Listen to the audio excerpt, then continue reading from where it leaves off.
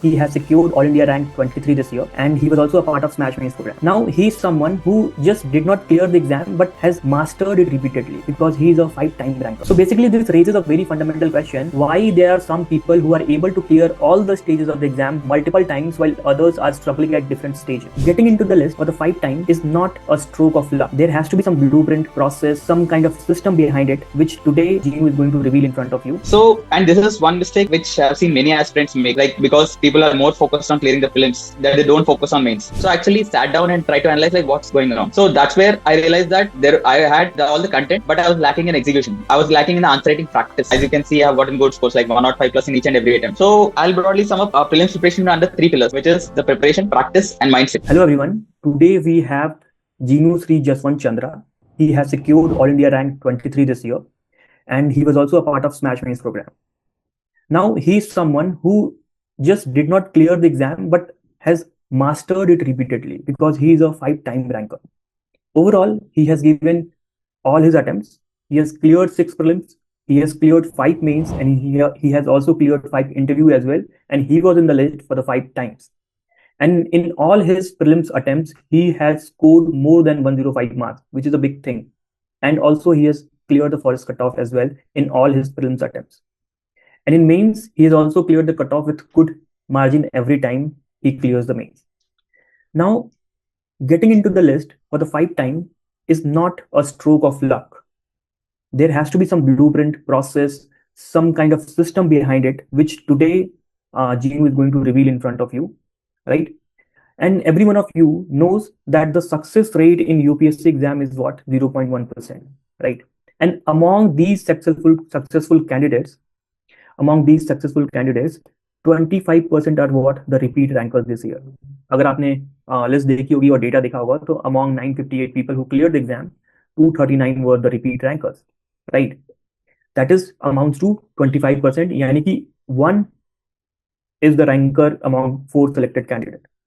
So basically this raises a very fundamental question: why there are some people who are able to clear all the stages of the exam multiple times while others are struggling at different stages, right? And today in this session, Genu, who has cleared the UPSC examination 5 times and he has secured the rank 5 times, is going to reveal this. Now, about him, about his journey, let's understand a brief about his journey.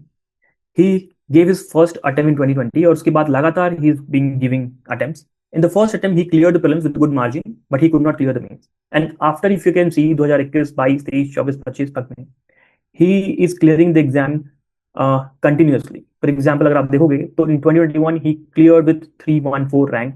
He got Indian Postal Service.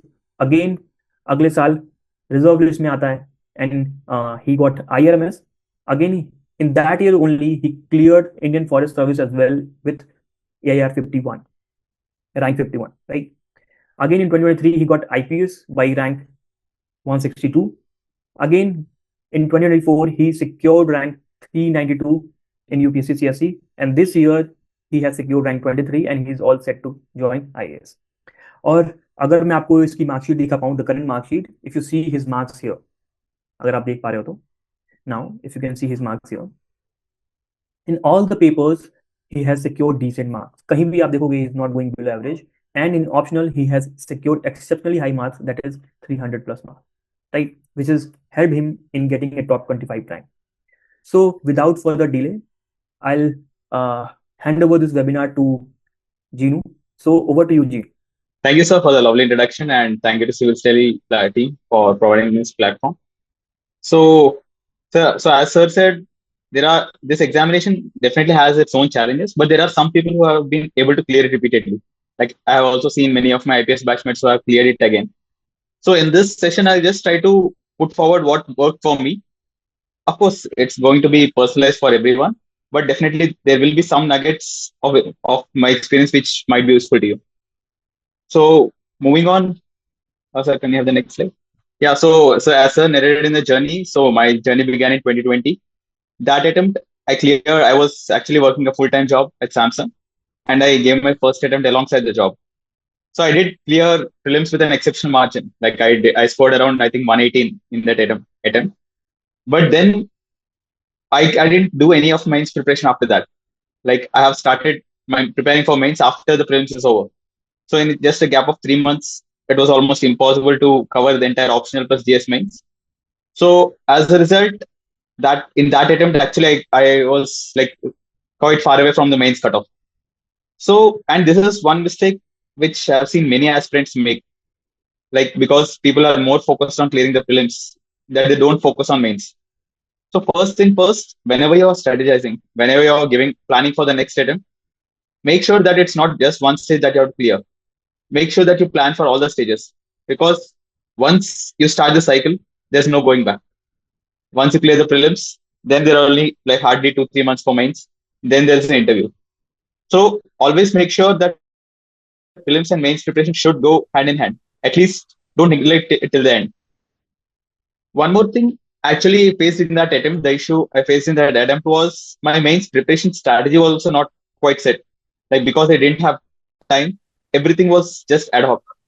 I didn't have like there was no certain strategy or set pattern in which I was studying. I was studying ad hoc materials. There was no. I was just changing my sources every now and then. Every week there's a new source. So as a result, there was no set direction. And of course, because of paucity of time, I didn't even attempt many answers. I just wrote a couple of tests at the end, just went to the exam. And as a result, that attempt was a disaster. So after that mains was over, then I actually sat down and tried to draft down all my whatever mistakes I have done in that attempt.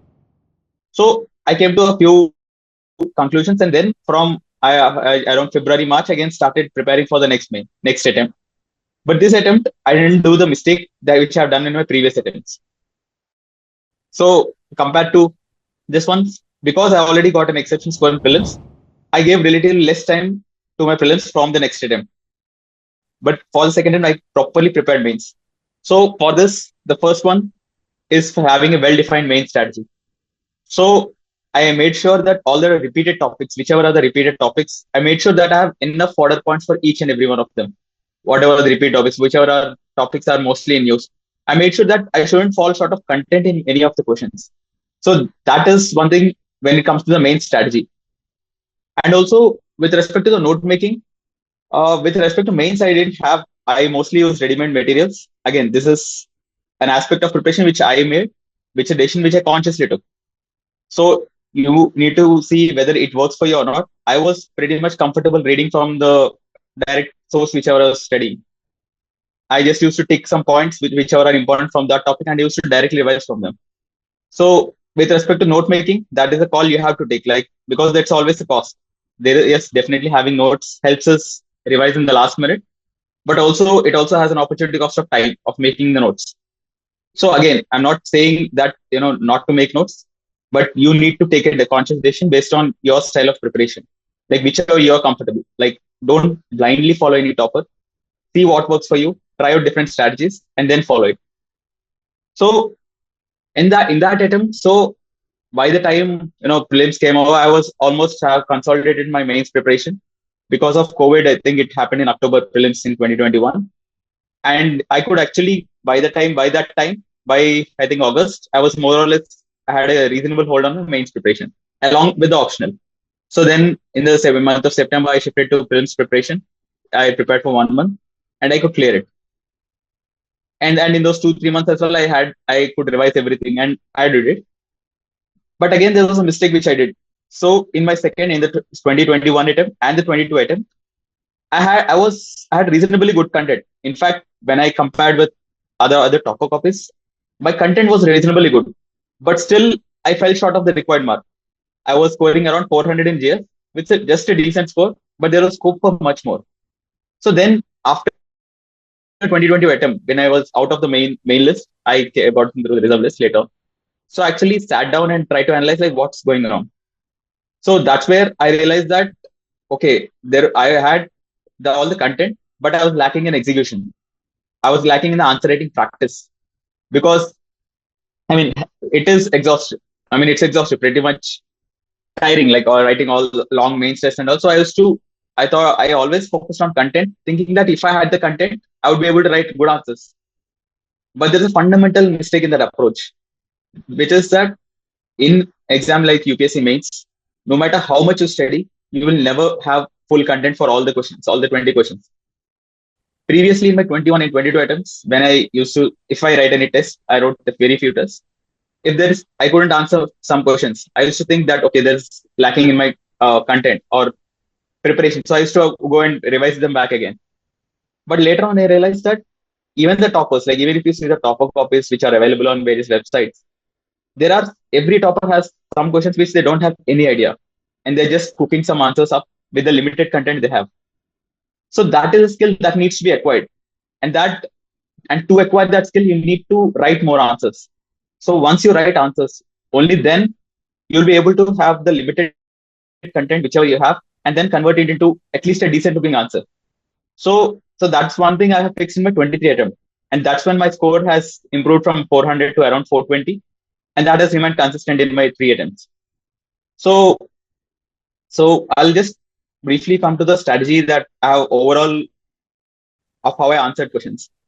So when we see the mains paper, so I would broadly categorize type of questions into 2 types.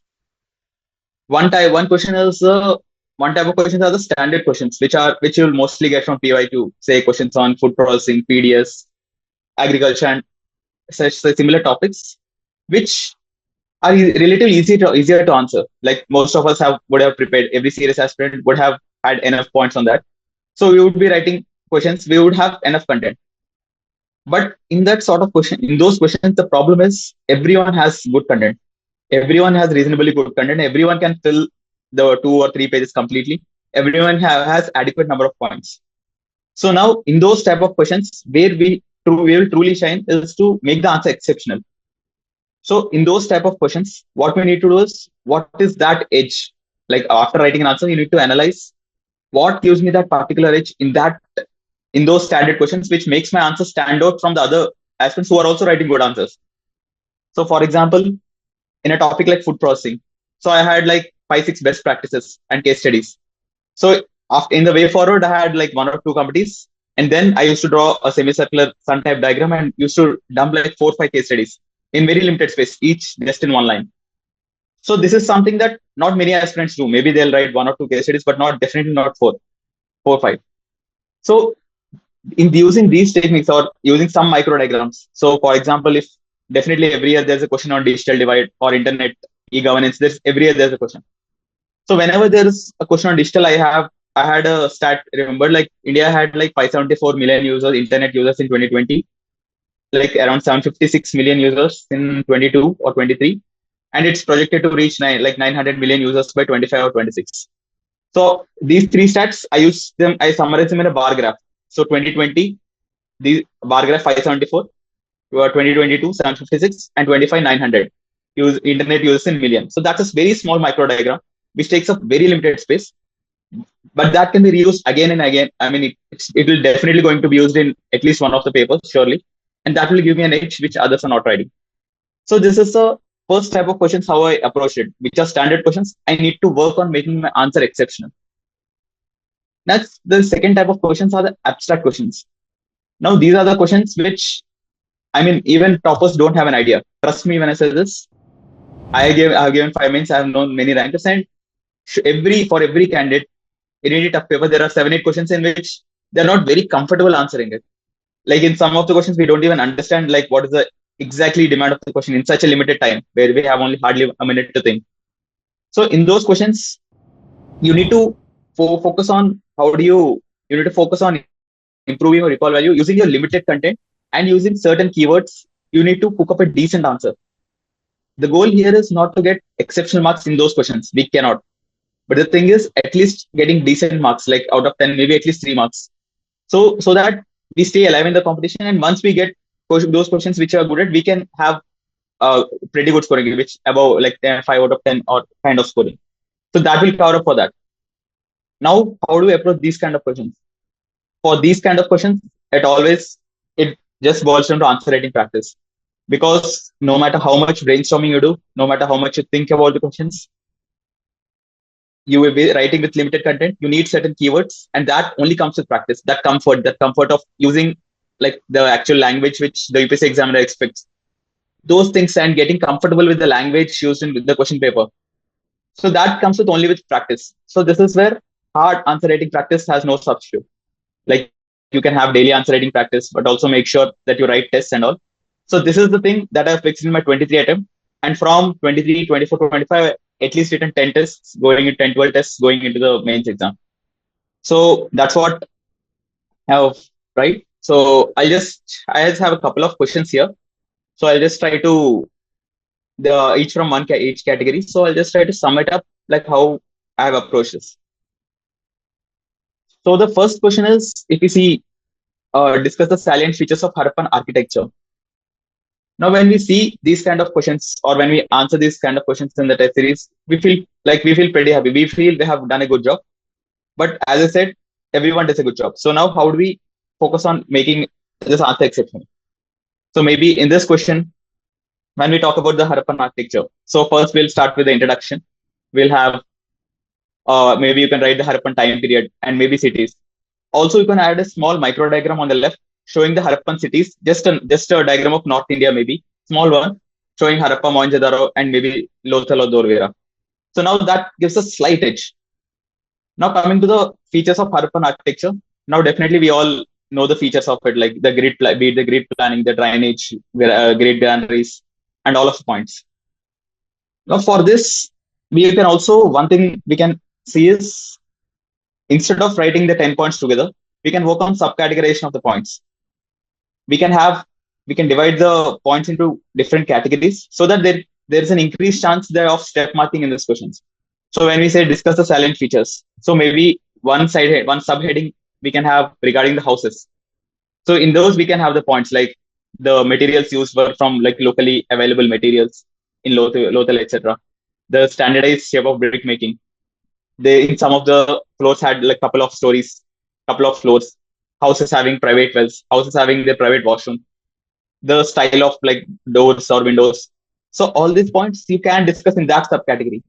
The next subcategory we can have overall city planning, the city architecture. That would be like having fortified citadels, monumental buildings like Great Path, the Great Granary, the grid planning, having huge water reservoirs, huge port dockyards in Lothal, etc. So by doing this kind of approach, you make sure that you're dividing your answer into as many parts as possible, so that even if every subcategory gets half a mark or 1 mark, you'll end up getting more marks through step marking. So that's a pretty straightforward question, mind you. There are many questions which are pretty straightforward, but you need to find that extra edge. So once you'll have all the features, and make sure you substantiate with adequate examples, and that comes directly from your prelims preparation, especially in GS1. Your prelims preparation has to be strong so that you get enough order points, enough examples to put in this type of questions. And now, even in conclusion, like you can have it for these kind of questions, which are very much standard, you can have ready-made conclusions. Like, for example, you can have regarding Dholavira being a UNESCO heritage site, declared as UNESCO heritage site, or else how the Harappan city principles can be used in current day urban planning to prevent some of the issues which we are facing. So both the introduction and conclusion, most probably I had for the stand topics, I had many of them ready. Like for example, food processing, I had like 3-4 stats ready. Like food processing contributes like 1.6% of GDP, 9% of agriculture GDP, 11% of manufacturing GDP, 12% of exports. Now, in mostly food processing questions, if there's a 15 marker question, so even if it's not asked, after that, I'll just have a small box named significance, and I'll just put this 2-3 points. And each of the data I'll just be putting again in a small box, so that now the examiner can see that I'm taking the answer to just a slightly different level. So this is how I approach the standard questions, which are from repeated themes. Now let's come to the second category of questions, which is handling abstract questions. Now, see, for this question, like e-governance projects have a built-in bias towards technology and backend integration than user-centric designs. Examine.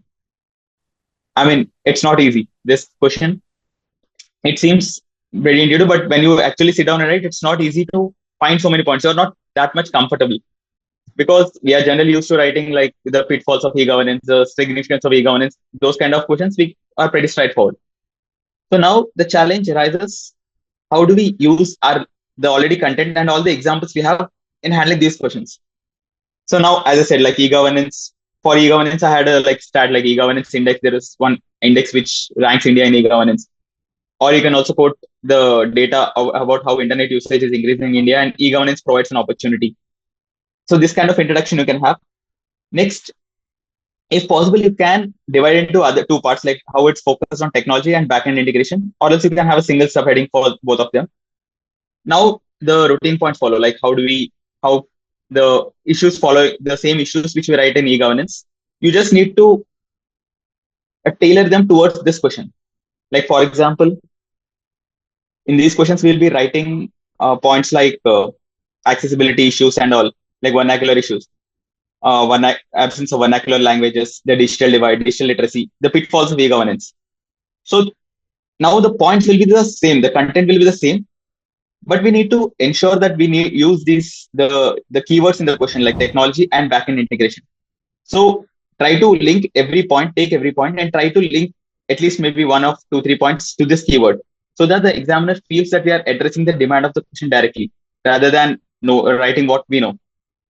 So we can write here the points would be like with respect to the vernacular language, with respect to how there are multiplicity of apps, with respect to how user designs are not intuitive. Like there was some news regarding e-shram registration becoming difficult for migrant workers, how it excludes the vulnerable section of population, how low digital literacy of India like contributes, and so the front end needs to be much more intuitive, but it's not the case right now.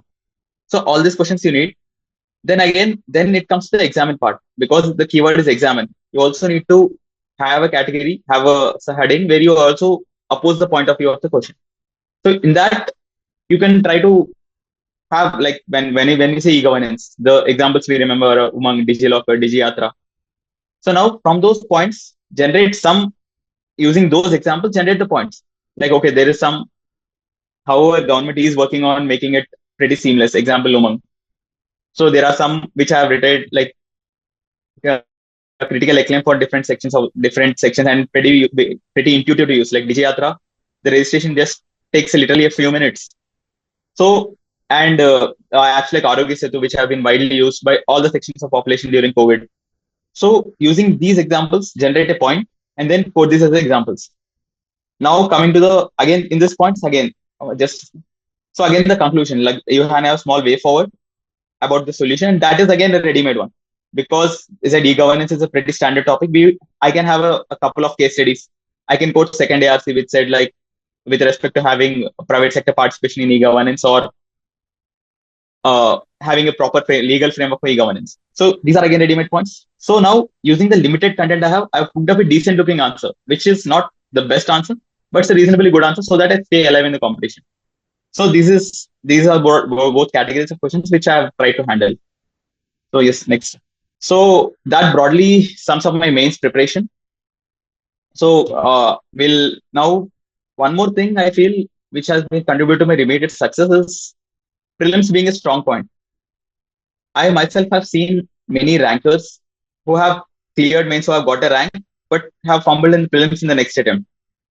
But thanks to working on prelims extensively in my first 2 attempts, prelims has never become a roadblock for me. And so in this, I'll try to summarize like what I think has worked for me. I've gotten, as you can see, I've gotten good scores like 105 plus in each and every attempt. So I'll broadly sum up prelims preparation under 3 pillars, which is the preparation, practice, and mindset. And now you have to work on all the 3 pillars. Like you need to be reasonably good enough in each of the 3 pillars. You cannot ignore one and just go and expect to pass the prelims. So first I'll go to the preparation part. So preparation, as we know, we have the static part and the current part. So while choosing the static part, the choice of sources pretty much is a key decision to make. Now, how do you choose a source? So for me, when I sat down to choose a source, I actually prepared from home continuously. I haven't taken coaching from anywhere apart from some test series.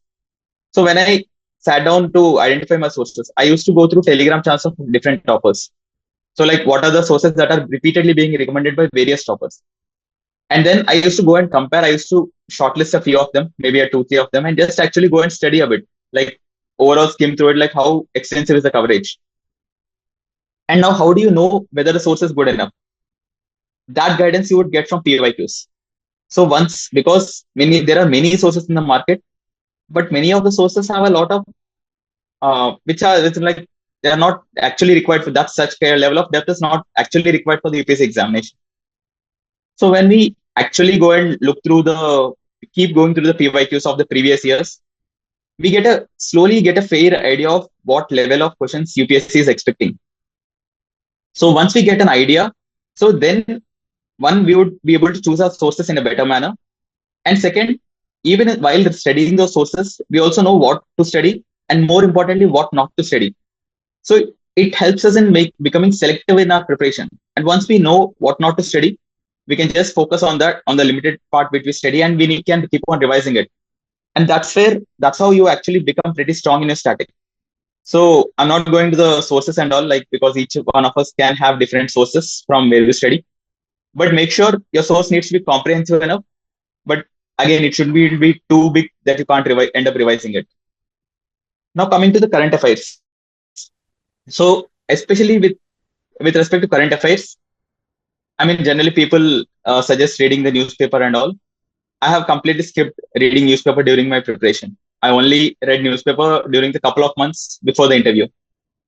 So like, how does it work? So I actually, instead of reading current affairs from newspaper, I actually relied on current affair magazines provided by institutes. Now, why did I do that? Because even if you read the newspaper, you need to, for example, there's a BRICS summit going on. So the newspaper might have the outcomes of the BRICS. But when the questions, if you see the questions asked in prelims, they won't ask just the outcomes. They'll also ask on the formation of BRICS, the history of BRICS, key initiatives of BRICS. All those are asked, but all those are not covered in the newspaper.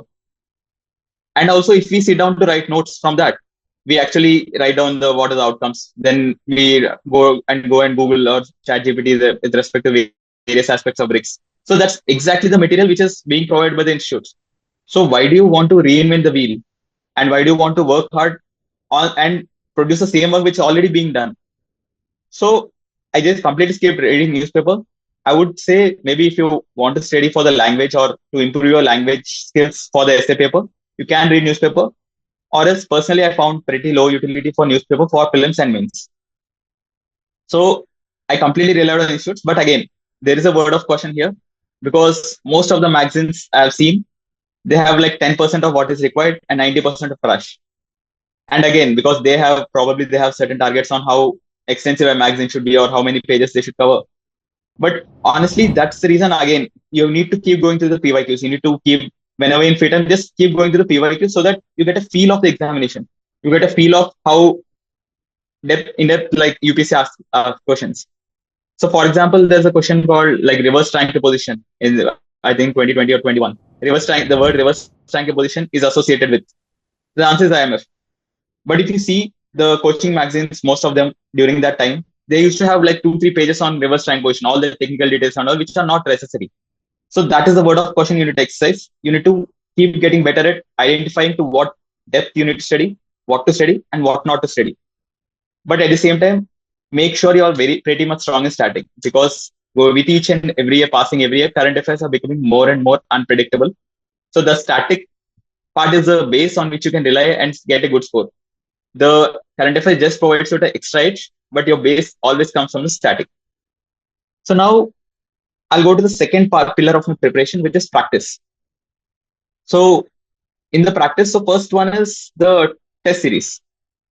Now there are a lot of doubts in the minds of candidates regarding which test series you should choose. So I would say choose a test series which is neither too tough or neither too easy. Because again, there are certain test series which are like very much frivolous. They don't actually match up to the standard of UPSC, which you actually get a fair idea from the PYQs. So you need to avoid those test series. At the same time, there are also certain institutes in the market which pride themselves on creating very difficult papers. So you can hardly cross 80 in those papers. The papers are very, very difficult. Like the options are created from those exceptions, from those corner cases. But thing is, once you keep attempting such questions, such papers, you lose trust in your own instincts. You lose the risk-taking ability, because the more and more you get lower marks, the lower your confidence goes. And once the lower your confidence gets damaged, you won't be able to trust your gut feeling or your instincts, which is required in the prelims on the day of the examination. So you will end up overthinking each and everything. So that is one thing also you need to avoid. So always go through the PYQs, keep going through the PYQs, and you will get a feel of the standard of the examination, of which standard, of to which depth the exam UPSC is asking questions. And even in the test series, make sure you choose a test series which aligns with the standard of the examination. So as I said, the next point is PYQ analysis. Even if you don't do it rigorously, just whenever in free time, just keep going through the PYQ. So you'll get a better idea of not just the depth, but also the language. Like if you see, UPSC has a certain language in which it uses. So that you will get, as you keep going to the PYQs, you'll keep getting more and more familiar with those questions. And again, some questions are repeated verbatim. There are some questions which are from directly coming from previous years. So you need to go through them so that you will be able to answer those 2-3 questions which you are getting from directly getting or very much with related options. You can answer those questions. So the next part is the elimination techniques. Now there's a lot many myths going on in the market regarding elimination techniques. Like as in when the prelims examination approaches, there are like many YouTube videos that keep popping up with respect to elimination techniques using this, that. So I would say elimination techniques are required to some extent, but not in the manner that most of the videos propagate. Like even I don't know, like I don't think in any of the attempts I know more than 50 questions for sure. When in the first round, when I take the questions which I only am sure of, I hardly end up bubbling more than 50. Now, what about the rest 50 questions? So that is where you need to get strong at eliminating options. Coming to my logic, I used to attempt a question even if I am able to eliminate at least a single option. This is because when there are 4 options, the probability of being correct is 25%. And the negative marking for each question is 33%. So even if I eliminate a single option, my probability of being correct in that question is greater than or equal to 33%. So using this logic, even if I could eliminate at least one option, I always went for it. And always ensure that you trust your logic and instincts over techniques. Like, yes, there are some techniques which end up working in the UPSC exam. I won't deny that. But you also need to understand why those techniques are working.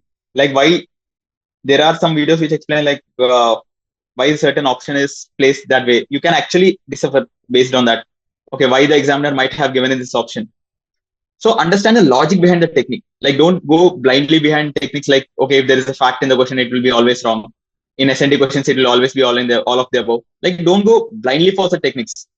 Those techniques are to be used once you have exhausted your knowledge, once you have exhausted your logic and estimating ability and your instincts, your gut feeling, once all of them are exhausted, when you have like maybe a couple of options left, you can maybe use some technique blindly. But as far as possible, your answer should always come from logic and your instincts, because UPSC can any day change it. It's not a big deal for them to avoid such strategy, I think, which actually happened in the last exam as well.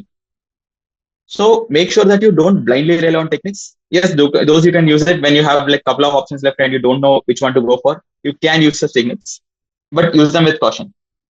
So I'll come to the final pillar of my preparation, which is the mindset. Now, why do I say mindset? See, definitely mindset is something which is required for each and every stage of the examination. But I would say it's even more important for prelims and interview. This is because the time we get is pretty much limited. When we say it's 2 hours, at least in mains, you have the opportunity to bounce back. Like if you have a bad paper, bad GS1, you can always bounce back in GS2 and all. And also but here in prelims, like if you have a bad couple of hours, you're done. Even in the day of personality test, if you have a bad half an hour, you're done. Your attempt is done completely. So that's the reason mindset becomes crucial. So coming to the mindset, I'll just say you need to go with a carefree attitude. You need to have a certain playfulness while attempting the paper. Like, because as I said, like after 50 questions, like maybe after 50 questions, it ends up becoming a game of elimination. Now you can't end up overthinking each and every option. Now the more serious, the more intense, the more badly you want it, you will end up overthinking each and every option. You will end up thinking corner cases for each and every option. So just keep your thinking pretty much simple and have the courage to trust your instincts. Yes, instincts work. You might have studied somewhere, but you're not exactly able to recall. But you just have feel of it, feel of the option. Maybe this is right, maybe this is wrong. Trust your instincts. So, and you will only be able to trust your instincts if you're confident going into the exam and are not taking too much pressure on about the examination. So have that carefree confidence, have that risk-taking ability. You need to take risks in the examination because if you don't take this, if you play it safe, you won't be able to answer more than 80 questions. Once you need to take risks if you have to push up the number. So can I have the next slide, please? So I've covered most of things which I wanted to cover. Coming to the just work on the mindset as of now, with even with respect to the confidence as well. Yeah, this one, as I said, like elimination techniques, trust your preparation, trust your instinct. Only then apply the elimination techniques whatever are required. Yes, examine mindset. So as I said, like have that carefree confidence, have that risk taking ability. Nobody knows 50 plus. And one more thing which has it's a pitfall in the examination is we do not know how the others are attempting. So by default, when we don't know certain questions, we assume that others might be answering the questions and we end up panicking. Just trust your confidence, trust your preparation. Like know that if you don't know a question, if you have done your hard work, if you've done serious preparation, if you don't know a question, chances are that 99% of the aspirants wouldn't know it. So one thing I personally used to do it is going into the examination, like last 3-4 days, I used to repeatedly tell myself, like my preparation is brilliant. I've done everything possible for the examination. So once you tell something repeatedly to yourself, your mind ends up believing it. So that even if there's a question which you don't know, you don't end up panicking it. You understand that, okay, if I don't know it, even after all the preparation I've done, then 99% of aspirants definitely won't know it. So now let me see. And now I just have a small celebration. Like I just celebrate if there's a tough question. Yes, the first reaction whenever we see a question which we don't know is to panic. Like we just panic. That's a natural reaction. But then I try to consciously override it, telling to myself, okay, this is an opportunity. So because yes, if the paper is very easy, the cutoff goes pretty high, and it just becomes a random gamble. But once there are difficult questions, now those are the opportunities because even there will be some serious aspirants who will be eliminated because it creates pressure. Whenever there are so many difficult questions, it ends up creating pressure. And that would actually eliminate even many serious aspirants. So the competition actually ends up going down. So I just tell this to myself and try to see it as an opportunity of what clue I can get out of the 4 options. Like, why did the examiner frame this option? Okay, what can I estimate this number? Is this correct? Which range does this fact like, etc. So always treat difficult questions as an opportunity. Don't run away from them. And always attempt like 90 to 100 questions. I would say because if we in the recent years the questions are pretty much ambiguous, like even the coaching institutes keys and UPSC keys are not matching many of the times. They're like wide. There's a lot of ambiguity in the questions, the way questions are formed. So you can never be sure of it. And given the randomness to and the extent breadth in which the paper is going, I'd always say go for at least 90 plus questions. I myself attempted like 98 to 100 questions in each and every attempt. So I won't suggest always go for 98. See whichever you're comfortable, but make sure you at least attempt 90 questions. Next thing is don't overthink. UPSC is not similar to the JEE Advanced, where we keep on thinking for corner cases. Just have simple, straightforward thinking and just trust your instincts. Yeah, next one is trust your instincts. Next one is avoid IIT mindset. Yes, who have given JEE, please come out of that mindset. That's a pitfall I myself have faced during the initial test series. Don't overthink it. Don't keep looking for those corner cases and all. And final lesson is just don't neglect CSAT. I myself have seen some of my friends who have had an IIT background, excellent in mathematics, flunk CSAT because they have taken it too casually or haven't done required preparation. So make sure that you give some tests on CSAT, answer the PYQs, see where you stand, and based on that, guide your preparation. Because even if you have done exceptionally well in paper 1, if you get even like a 1 mark less in CSAT, that will cost you whole 1 year. So don't make the mistake of ignoring CSAT. So yeah, finally, aspirant versus rankers, at least from what I have seen, many candidates and even I was guilty in the initial attempts of postponing tests until we feel ready. But take it from me, trust me that you will never ever feel ready for a test. No matter even today, if I sit to write, even after getting 23rd rank, I sit to write a test. Any test series, there will be many questions in prelims which I don't know, many questions in the mains test which I feel very uncomfortable writing. but don't let that feeling stop you. It's a common feeling for everyone, and you need to sit through the feeling. Just ensure that you become decent. The goal is not to become perfect in this examination. It's always just being good enough in each and every aspect. You need to be good enough in prelims, you need to be good enough in mains, good enough in essay, good enough in optional. You need to have a certain threshold in each and every aspect of the preparation, be it content, be it answer writing, be it the personality, and all. You need not be exceptional in any one aspect. So don't postpone until you feel ready. Always, even if you're not feeling ready, even if you're writing bad, just sit down and write the exams parallelly. And PYQs, again, those are the yardstick, most perfect yardstick which we have. Also, one word of caution: before 2019, the PYQs are again pretty much easier, on the easier side. The last 3-4 years are a better reflection of the current papers. So give more weightage to the way and the toughness of the recent years when we are seeing. You can just keep skimming through the PYQs whenever you find time or whenever you don't feel like studying, so that that standard of UPSC examination gets internalized within you. Next, newspaper, again, be smart in your preparation, because whatever you do has an opportunity cost. If you read a newspaper, yes, it has its advantages, but it also has an opportunity cost in terms of the time required. So you need to take a calculated call, or whether that is the advantage worth the time that you're spending. Elimination techniques, don't over rely on tricks, as I said. Just understand the logic behind it. But again, always content and instinct comes first. Exam day, panics at unknown questions. Just play it calm. Treat them as an opportunity. And finally, CSAT. Always don't ignore any aspect of preparation. That includes CSAT. So I think that's it from my side. Exactly, like everyone prepares. The preparation is common, but the thing is, given the breadth of this examination, what you need to make sure is having the precision. Also, one more thing, I'll just, because I was here, I'll also try to briefly just touch upon the personality test as well. So with respect to the personality test, don't make the mistake of treating it like an interview. Always go with the mindset that UPSC has tested. Our knowledge has been tested in the prelims and mains.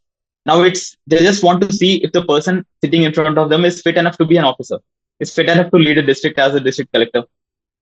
So that's just all they want to see. So now first focus on your personality traits rather than your just always preparation. That's a mistake again which candidates do, about keeping just preparing their DAF extensively. But more than DAF, it is a presentation which matters the most.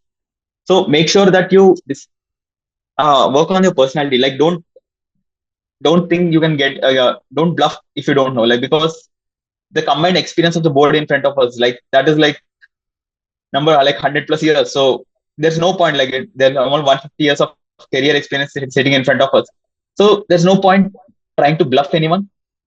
Don't just bluff. If you don't know, stay honest, stay confident. Even if you don't know any 10 questions, the 11th question, if you answer it confidently, that will actually boost up your marks, because you didn't lose your confidence. That's actually a positive personality trait. Also focus on articulation. I wouldn't say language is the only thing that matters, but the more articulate you come, articulation is one skill you need to practice, because most of us are not used to speaking in a formal setting on a daily basis. So that is one thing, maybe seeing in the mirror, practice articulation so that you get the art of speaking while you're thinking parallelly. Also, by practicing articulation, you'll also end up becoming more structured in your thinking, more structured in the way you frame your answers. So that looks good for the panel. That shows that you are approaching every problem in a systematic and structured manner. So articulation and giving mock interviews, practicing is also one aspect which many candidates ignore. So don't do that mistake. Focus on your personality. And again, there is an aspect of luck in each and every stage of the examination. I'm not denying it. But the thing is, with the right preparation, you can actually have a certain threshold. And if everything aligns, then you will end up getting a very top rank. But at least there is a reasonable level of preparation you can ensure. Like, even in interview, I would say, if you display all the correct personality traits, if you have done all the correct necessary preparation, there's a very good chance you'll end up getting 180+. Now, whether you get 200+ or not, that depends on the day. But thing is, even if you do not get 200+, maybe your stars will align in some other paper. Like maybe in JS1, you might end up getting an exception score. So make sure in every aspect of preparation, right from prelims paper 1 to the personality test, make sure you do your work in every aspect of preparation, and your scores will end up shooting up, and that will bring you to the finalist. So that's it from my side.